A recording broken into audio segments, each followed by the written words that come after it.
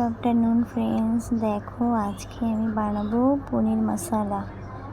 ঠিক আছে, তো কড়াই গরম করে নিয়ে কড়াইতে তেল দিয়ে দিয়েছি।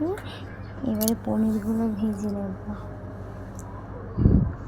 পনিরগুলো দেখো কড়াইতে ছেড়ে দিয়েছি একে একে। পনিরগুলোকে ভালো করে একটু ভেজে নেব। আমি না আবার পনিরগুলো কাঁচা কাঁচা থাকলে খেতে পারি না, একটু ভালো করে কড়া করে ভেজে নিয়ে তারপরে রান্না করলে একটু খেতে পারি, না হলে একদম খেতে পারি না। পনিরটা আমার আবার অতটা পছন্দ না, কিন্তু মেয়ে ভালো খায় ওই জন্যই করা। আমরা দুজনেই খাই, মা নিয়ে, ওর জন্য অল্প করেই করেছি। দেখো পাশের সাউন্ড আসলে একটু অ্যাভয়েড করো, কেন বাচ্চারা খেলা করছে।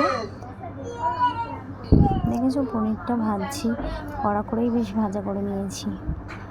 এবারে পনিরটা আমি তুলে নেব, নিয়ে সেই তেলে গোটা জিরে তেজপাতা দিয়ে ভালো করে একটু নেড়ে নেব।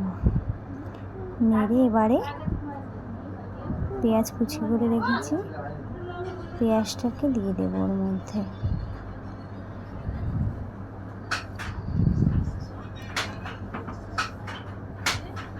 দেখো এবারে পেঁয়াজটা আমি দিয়ে দেবো। পেঁয়াজটা দিয়ে ভালো করে নাড়িয়ে নেব। ভালো করে পেঁয়াজটা নাড়িয়ে নিয়ে একটু ভাজা ভাজা করে নেবো আর কি। দেখতেই পাচ্ছ পেঁয়াজটা আমি ভাজা ভাজা করে নিচ্ছি।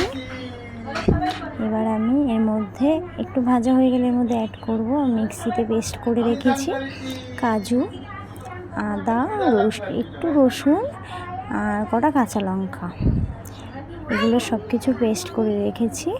এর মধ্যে লঙ্কাটা হলুদটা অ্যাড করিনি, ঠিক আছে।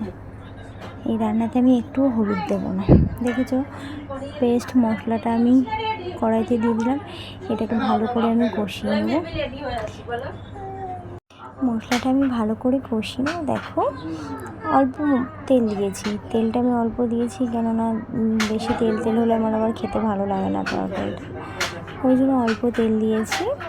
এবার যে জল ভাবটা আছে ওটাকে আমি একদম পুরো টানিয়ে নেব কষিয়ে। এর মধ্যে একটু জিরে গুঁড়ো অ্যাড করলাম আর ধনে গুঁড়ো অ্যাড করলাম। হলুদটা আমি অ্যাড করবো না, কেন হলুদটা দেবো না। এবার ভালো করে এটাকে কষিয়ে একদম জলটা শুকিয়ে নেব। শুকাতে থাক। তোমরা কে কোথা থেকে আমার ভিডিও দেখছো একটু কমেন্টে জানিও, আর আমার ভিডিওগুলো কেমন লাগে তোমাদের সেটাও বলো, ঠিক আছে। দেখো বাইরে কি সুন্দর হাওয়া দিচ্ছে, আমি রান্না করছি আর বাইরের হাওয়াটা উপভোগ করছি। দারুণ কিন্তু হাওয়া দিচ্ছে, রোদ সেরকম নেই, হালকা হালকা রোদ। দেখো জলটা কিন্তু অনেকটা শুকিয়ে গেছে, তেল বেরিয়ে গেছে। যেহেতু আমি হলুদ দিইনি সেজন্য কালারটা কিন্তু অন্যরকম লাগছে, একটু সাদা সাদা ঘিয়ে লাগছে। তো আমি পনির মশলায় আমি হলুদ ব্যবহার করি না। দেখো ঝোলটা ফুটে গেছে, এবারে আমি পনিরটা দিয়ে দিয়েছি। হ্যাঁ জলটা কিন্তু আমি দিয়েছি, সেটা কিন্তু আমি ভিডিও স্কিপ করে গেছি আর কি। তোমরা বুঝেই গেছো কতটা কী কেমন জল দিয়েছি, স্কিপ করে গেছি তাই আর দেখতে পাওনি।